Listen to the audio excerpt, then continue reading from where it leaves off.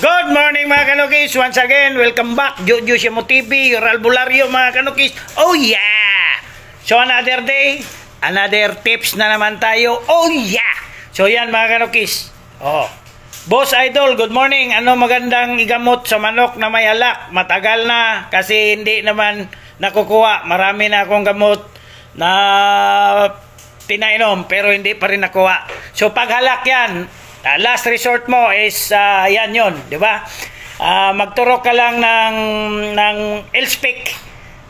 Magturo ka ng L-Speak 0.5 once a day for 7 days. Oh yeah! So ngayon mga kanukis, consider nyo ito. Akala nyo lang kasi halak kung minsan, wala naman sipon. Kaya ang tunay kasi na panggagamot mga kanukis, dapat isalang-alang din natin yung pagtukoy ng sakit. Tulad yan, ginagamot natin sa alak kasi akala natin alak, wala naman siya jipon, tumutunog. May isang sakit niyan mga kanukis ito.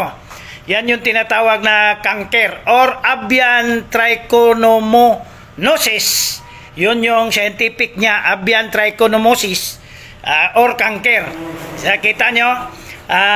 Yung sintomas niyan, parang naghahalak, wala namang sipon kasi nag-iipon yung laway niya dito kasi nababaraan yung airways niya, so tumutunog yung laway at saka nahihirapan siyang huminga. So cancer tawag dyan. Yun yung parang cyst sa lalamunan. So treatment yan, paano ba natin pagalingin? So hindi kaya ng antibiotic yan. So kailangan natin dyan, ang una, tanggalin muna natin yung puti-puti dito sa lalamunan. Tanggalin natin yung puti-puti. After natin natanggal, kumuha tayo ng cotton at saka ganitong cotton, basahin natin sa yung tinatawag na Bactidol. Yun. Pag nabasa na yun, gano'n natin doon sa at least 3 beses isang araw. So, at pagkatapos, painumin natin ito. Yun yung tinatawag nating Metronidazole Cancer Capsule. So, tingnan nyo lang kung ilan yung ipapainom doon sa likod sa label. Diba? So, ganun lang. Ilan yung ipapainom sa likod sa label. Ganun lang mga kalugis, napakasimple. Huwag puro halak yung focus natin.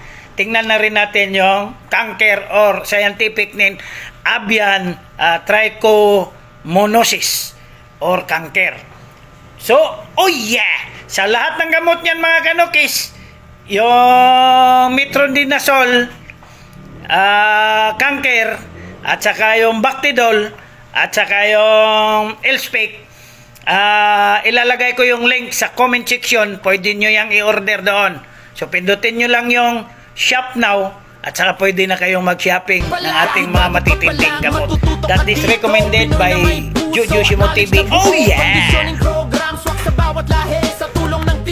Panalo ang manok mo lagi. Kung gusto mo ng panalo, wag na magpatumpik. Lahat ng tinuro ko may resulta sa sabong. 100% di ka bibiguin. Mga follower ko'y patunay sa aking galing. Jojo Shimo TV.